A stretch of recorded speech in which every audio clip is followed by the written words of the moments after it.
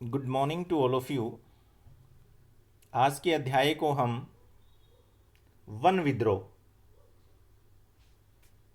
इस पॉइंट से आगे बढ़ाएंगे। ये वन विद्रोह किसने किए? ये वनों में रहने वाले लोगों ने किए, जब उनकी जो स्थानीय जो जीवन था उसको औपनिवेशिक सरकार के कर्मचारियों ने नियंत्रित करना शुरू कर दिया। तो इसमें तीन जगह का नाम हम यहाँ लेंगे। संथाल का परगना था, वहाँ पर तो सिद्धू और कानू। छोटा नागपुर के पठार में बिरसा मुंडा। और आंध्र प्रदेश में इसका नेतृत्व कौन कर रहा था? अल्लूरी सीताराम राजू। संथाल में कौन था? साधु और कानू। इंपॉर्टेंट पर्सन ये पूछा जाता है। छोटा नागपुर का जो पठार था वहां पर बिरसा मुंडा, और आंध्र प्रदेश में कौन था? सीताराम राजू। इन लोगों ने यहाँ पर विरोध किया। किसका विरोध किया? अंग्रेजी जो कानून थे उनका विरोध किया इन लोगों ने। और हम जो बात कर रहे हैं वो कहाँ की बात करेंगे? छत्तीसगढ़ के अंदर एक रियासत थी, कौन सी? बस्तर। वहाँ 1910 के अंदर ऐसे विद्रोह का अध्ययन करेंगे। इसमें क्या है देखिए आप, बस्तर जो है वो छत्तीसगढ़ में स्थित है, जो मध्य प्रदेश से अलग हुआ है। इसका जो केंद्रीय जो भाग है वो क्या है? पठारी है। इसके पठार के उत्तर में छत्तीसगढ़ का मैदान, और दक्षिण में किसका मैदान है? गोदावरी नदी का। और इसके बीच में इंद्रावती नदी बहती। कई बार ये प्रश्न आ जाता है, इंद्रावती नदी कहाँ बहती है? तो कहाँ बहती है? बस्तर में। और यहाँ अनेक प्रकार की जनजातियाँ रहती है। कौन कौन सी? मरिया, मुरिया, गोड़, दुरुआ, बतरा, हल्बा।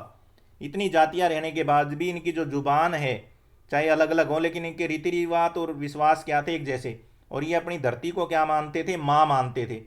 और बदले में प्रति साल जो खेतीहर लोग हैं, अन्न उपजाने के बाद धरती को अन्न का चढ़ावा चढ़ाते थे। ये देखिए, धरती को चढ़ावा चढ़ाते थे। धरती के अलावा ये लोग नदी, जंगल, पहाड़ों को भी क्या कहते थे? भी इनमें भी आत्मा है। और प्रत्येक गांव के व्यक्ति जो होता था, प्रत्येक गांव की एक क्या होती थी? सीमा होती थी। यहाँ एक शब्द लिखा हुआ है चौहदी। इसका अर्थ होता है सीमा।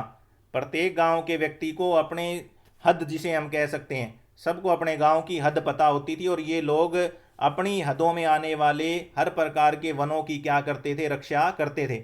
अगर कहीं पर किसी दूसरे गांव के व्यक्ति को लकड़ी की ज़रूरत होती थी, तो अगर वो दूसरे गांव से लकड़ी लेना चाहते थे, उसे बदले में एक छोटा शुल्क देना पड़ता था, जिसको क्या बोला जाता था? देवसारी, दांड या मान। कई बार ये प्रश्न आ जाता है, देवसारी से आप क्या समझते हैं? तो किसी भी स्थानीय गांव को दूसरे गांव से अगर कोई लकड़ी लेनी होती थी, तो उसके बदले में उसे एक छोटा सा क्या देना होता था? शुल्क देना होता था। तो ये लोग इतना महत्वपूर्ण मानते थे वनों को। और चौकीदार भी रखते थे। इनकी हिफाजत के लिए क्या रखते थे? ये लोग चौकीदार रखते थे। और वेतन के रूप में हर घर से उनको क्या दिया जाता था? थोड़ा थोड़ा अनाज दिया जाता था। उसके बाद है नेक्स्ट हमारे पास लोगों का भय। अब लोगों का क्या भय था कि औपनिवेशिक सरकार ने 1905 में जंगल के 2/3 जो हिस्से थे उनको आरक्षित कर दिया।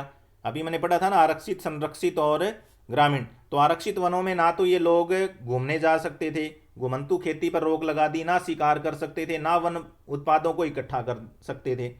इससे बस्तर के लोग परेशान हो गए। कई बार प्रश्न आता है, बस्तर के वन विद्रोह के बारे में आप क्या जानते हैं? और विभाग के जो मुखिया थे उन्होंने कहा कि अगर आप लोगों को यहाँ रहना है तो आपको पेड़ों की कटाई और ढुलाई का काम किस में करना होगा? मुफ्त में करना होगा। तो जो लोग इस बात को मानने को तैयार हो गए, उन्होंने उनको उन्हीं वनों में बसने के लिए छोड़ दिया कि आप यहाँ पर बस सकते हैं। तो उस प्रकार के बसे हुए गांवों को क्या बोला गया था? One gram. कई बार ये प्रश्न आ जाता है, वन ग्राम किसे कहा जाता था?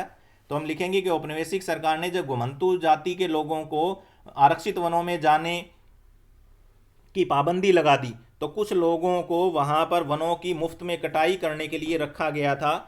जो लोग इस बात को मानने को तैयार हो गए थे, उन लोगों को वहां पर बसाया गया। उन्हीं वनों को क्या बोला गया था? One gram. लेकिन धीरे धीरे अफसर के हाथ जो है बेगार और चीज़ों की निरंतर मांग से त्रस्त थे। जितना भी काम कर देते वो उतना ही क्या लगता था? कम। तो इसी समय एक भयंकर अकाल पड़ा बस्तर में, और इसने वन आरक्षण में चिंगारी का काम किया। और लोगों ने क्या किया? बाजारों, त्योहारों के मौकों और यहाँ कहीं भी गांव के मुखिया और पुजारी इकट्ठा होते थे, जमा होकर इसी मुद्दे पर चर्चा की कि आरक्षित वन जो किए गए हैं उनको खत्म करवाया जाए। और इसके लिए यहाँ पर एक व्यक्ति का नाम आता है।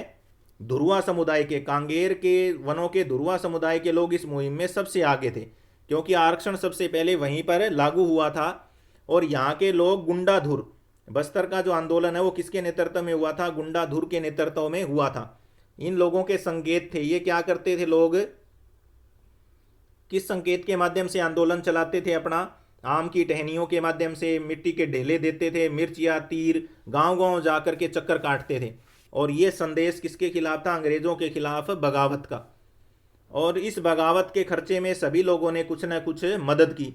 धीरे धीरे इन लोगों ने बताया कि पुलिस वाले, व्यापारी, जंगल के अर्दली, स्कूल मास्टर और प्रवासियों का हुजूम चारों तरफ से जंगलपुर आ रहा था। अंग्रेजों ने इस विद्रोह को कुचलने के लिए क्या भेज दिए? सैनिक भेज दिए। लेकिन आदिवासी नेताओं ने बातचीत करना चाहिए तो अंग्रेज फौजों ने उनको तंबुओं जो लगाए हुए थे उनको घेर करके उन पे गोलियां चला दी। और बगावत में शरीक लोगों के शरीर के ऊपर क्या किए गए? कोड़े मारे गए। और सैनिक जो हैं इन लोगों को सजा देने के लिए गांव गांव में घूमने लगे। और इसके ऊपर नियंत्रण पाने में 3 महीने का समय औपनिवेशिक शासन के लोगों को लग गया। लेकिन इसका सबसे बड़ा फायदा ये हुआ कि जो आरक्षित वन क्षेत्र है उसकी जो योजना 1910 में थी उसको लगभग क्या कर दिया गया? आधा कर दिया गया। 1970 के दशक के अंदर विश्व बैंक ने प्रस्ताव रखा कि कागज उद्योग को लुगदी उपलब्ध कराने के लिए प्रति वर्ष 4600 हेक्टेयर साल वनों की जगह कौन से पेड़ लगाए जाएं? देवदार। और स्थानीय जो लोग थे उन्होंने देवदार का पेड़ लगाने का विरोध किया। जो पर्यावरणविद थे उन्होंने इन सभी चीज़ों का क्या किया था? विरोध किया। अब हम बात करते हैं एशिया महाद्वीप के अन्य जगहों की, और वो हम बात करेंगे यहाँ नंबर 4 आ जाता है हमारे पास, जावा के जंगल में हुए बदलाव, जिसको प्राचीन काल में इंडोनेशिया बोला जाता है। इस जावा जो है प्राचीन काल का, इसको आजकल क्या बोला जाता है? इंडोनेशिया बोला जाता है। और इंडोनेशिया को आजकल हम किसके उत्पादक के रूप में जानते हैं? चावल उत्पादक के। और ये द्वीप है और ये सारा क्षेत्र किससे आच्छित था? वनों से। इंडोनेशिया के ऊपर किसका अधिकार था? डचों का।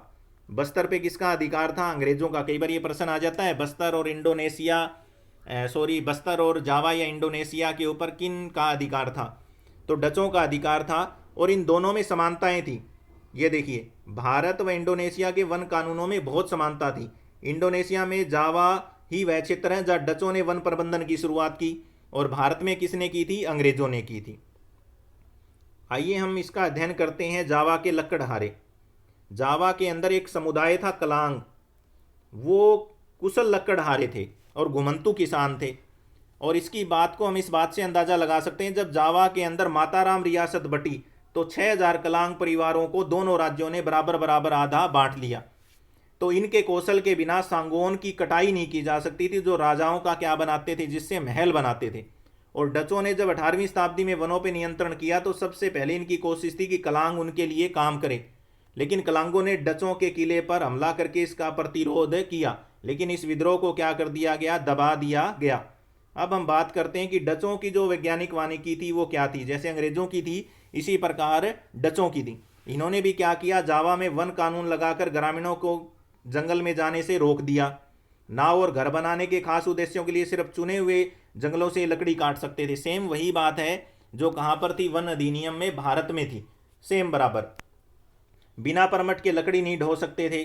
जंगल से गुजरने वाली सड़क पर जो घोड़ा गाड़ी चलती थी, जानवरों पर चढ़कर आने जाने के लिए इनको दंडित किया जाता था।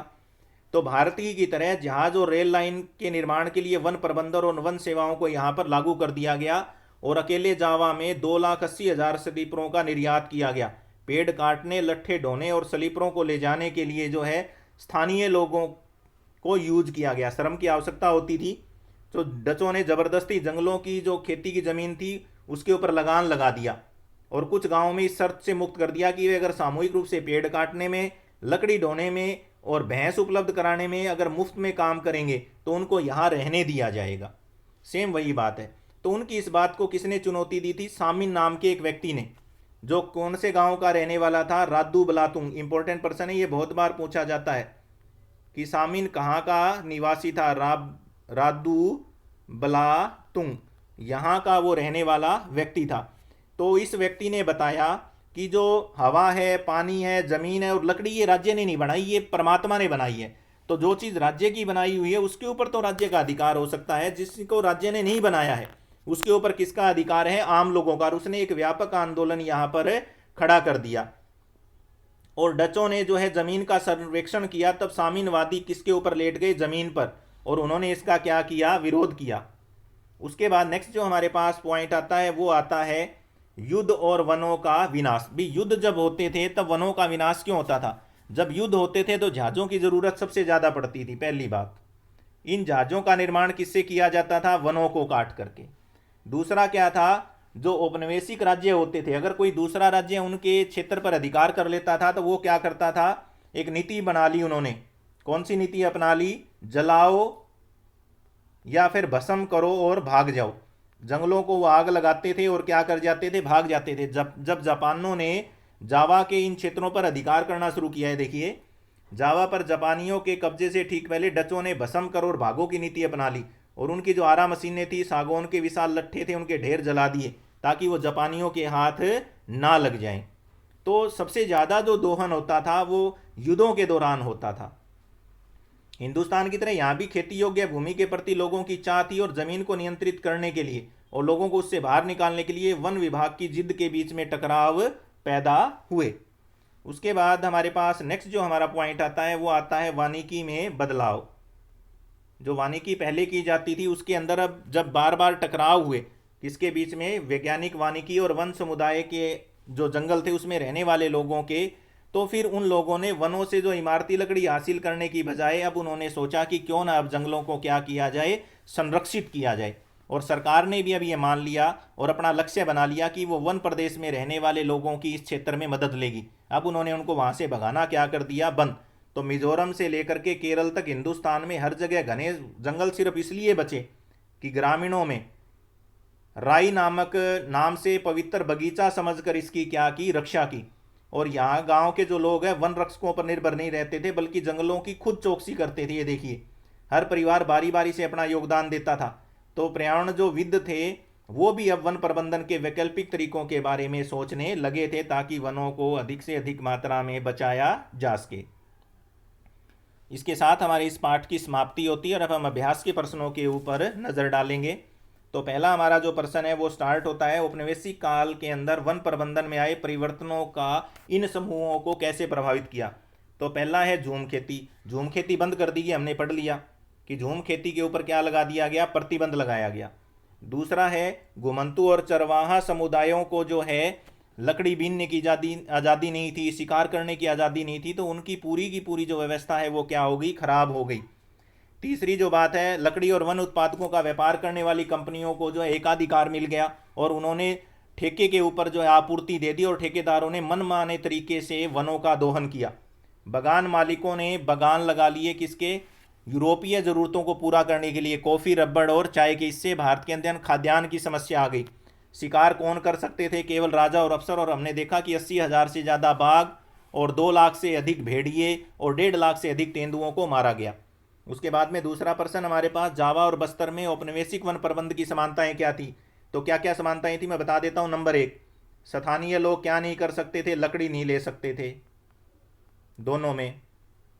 दूसरा क्या था? कंदमूल और फल इकट्ठा नहीं कर सकते थे। तीसरा क्या था? अपने पशु नहीं चरा सकते थे। ये सारे के सारे समानताएं थी, ठीक है। उसके बाद में क्या था? शिकार नहीं कर सकते थे। ये सारी समानताएं थी दोनों में, क्योंकि बस्तर था वो अंग्रेजों के अधीन था और जावा किसके अधीन था? डचों के। ये प्रश्न आ जाता है बहुत बार। उसके बाद में तीसरा जो हमारा प्रश्न आता है कि जो 1880 से 1920 के बीच भारतीय उपमहाद्वीप के वनाच्छादित जो क्षेत्रफल था वो 97 लाख हेक्टेयर था। उसके अंदर क्या आई? गिरावट आई और ये कितना रह गया? 10.86 करोड़ हेक्टेयर, और बाद में घट के कितना हो गया? 9.89। अब इसके कारण क्या थे? देखो रेलवे में क्या था? स्लीपरों की जरूरत पड़ती थी, तो क्या काटे जाते थे? पेड़ पौधे। जहाज निर्माण में भी किसकी जरूरत थी? लकड़ी की जरूरत थी, क्योंकि उस टाइम जहाज किससे बनते थे? लकड़ी के। कृषि विस्तार के लिए भी जगह कहाँ थी? जंगलों को काट करके खेती को क्या किया गया था? बढ़ाया गया था। आपको पता है ना, 1/6 भाग था भारत का, जो बाद में कितना हो गया था? 1/2। उसके बाद है व्यावसायिक खेती। व्यावसायिक खेती में किसकी खेती की? बागान लगाए गए कॉफ़ी और चाय और रबड़ के। इसके लिए भी जो है वनों को काटा गया। चाय और कॉफ़ी के बागान के लिए भी आदिवासी और किसान, को भी जो है प्रभावित हुआ, क्योंकि आदिवासी और किसान अब झूम खेती नहीं कर सकते थे, उन्हें मजबूरन जो उन बागानों में जो विपरीत थे उनमें काम करना पड़ा। उसके बाद में 10 नंबर 4 आता है, जंगल से जो है वो युद्धों से क्यों प्रभावित होते थे। तो पहला हमने पढ़ा कि जहाज निर्माण के लिए जो ज़रूरत होती थी वो जंगलों को काट करके पूरा किया जाता था। दूसरा, जो डच लोग होते थे, जापानों ने जब अधिकार किया इंडोनेशिया के ऊपर, तो उन्होंने भस्म करो और भाग जाओ की नीति अपनाई। इससे भी जो है जंगल बहुत ज़्यादा क्या हो रहे थे, प्रभावित हो रहे थे। इन अभ्यास के सभी प्रश्न उत्तरों को आप अपनी कॉपी में लिखेंगे और इनको अच्छे से याद करेंगे। थैंक यू बेटा।